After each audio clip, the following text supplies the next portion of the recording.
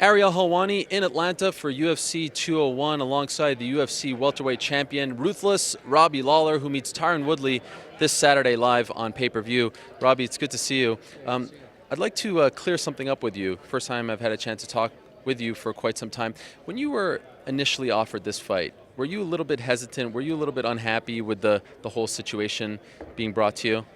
Obviously there was didn't this wasn't the fight that I picked, but it is what it is, and just move forward.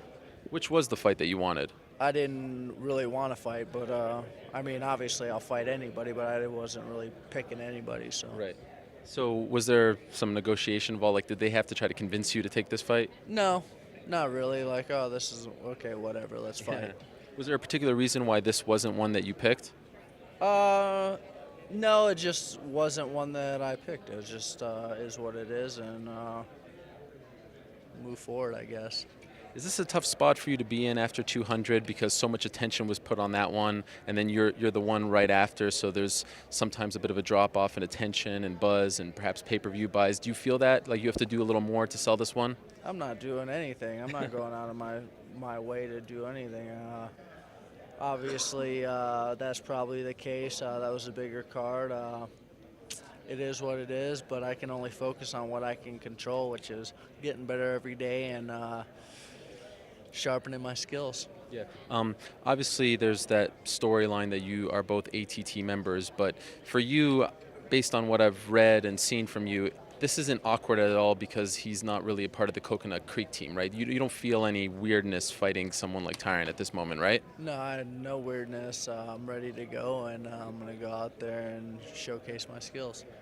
There have been, in my opinion, two knocks on him throughout his career. One was that he didn't win the big one. You know, he's had opportunities in Strikeforce here in the UFC, and for some reason he couldn't get over that hump. The other one is going into the championship rounds. He doesn't have that experience, and perhaps he falters as the fight goes on. Are you banking on any of those two?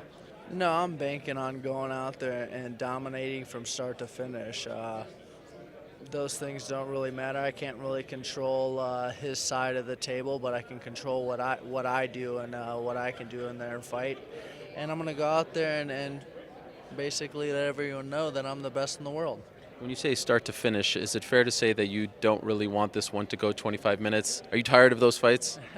No one ever wants to go 25 minutes. I'm just capable of doing it. Push comes to shove. I show a lot of heart when it comes down to it. But everyone wants to go in there and get a knockout and get done early. In the first round, right? It would be nice to get it over with. Yeah, it's always nice to get a first-round knockout. Your body feels great and no wear and tear. There are some potential big fights out there looming. The potential return of GSP, Wonderboy Thompson, the return of Nick Diaz, who's a free man, come Monday. Do you feel like, okay, if I get over this one, now I've got some real big paydays awaiting me? No, I don't really. I'm not thinking that far ahead, but obviously big paydays are nice, and everyone wants big paydays.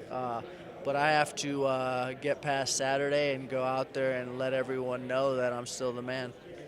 This is the first UFC pay-per-view since the company was sold for $4 billion. Are you noticing any difference in the way it's being run behind the scenes?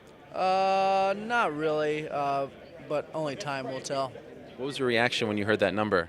I mean, like, that's a lot of money. It shows what all these fighters have put their heart and soul into and helped build. I noticed when you were on ESPN, they asked you about a potential fighters association, and you seem to be in favor of it. Is that fair to say? I mean, obviously, if that's a way to create revenue and a healthy atmosphere for fighters and just get fighters more money, I'm all about getting more money for the fighters and getting what they deserve. And I think we can figure out a way to get it done. Do you think it will happen in your career, like while you're still an active fighter? I have no idea. I'm not really concentrating too much on that. That's the political side, and I have to go out there and beat people up. Otherwise, no one cares what I say. Fair enough. Okay, we'll end on this. Do you feel, and I have a feeling I know what you're going to say, but I'll ask it anyway. Do you feel like at this stage of your career, you are like I feel like a genuine excitement before Robbie Lawler fights that maybe we didn't see a few years ago, that you're finally starting to get the respect that you deserve, that you're a potential Hall of Famer, that you're being considered one of the greats, that after those wars against Rory and Carlos and some of the other fights leading up to the title, that people are starting to finally recognize that you are as great as you always thought you were. Are you feeling that? Are you sensing that from the community as well? I feel like people appreciate what I've accomplished, but I don't feel like I'm getting anywhere near to the respect that I deserve, and I can't wait to go and get it. Wow. What more needs to be done to get that? I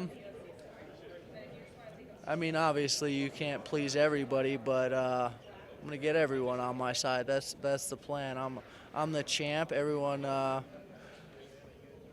needs to get on board and show me a little bit of love. I agree. Do you want to go up to 185 too? Maybe be a dual champion? Do you ever think about that? No, I haven't thought about that yet, and if I did, I wouldn't say it to the camera. Why not?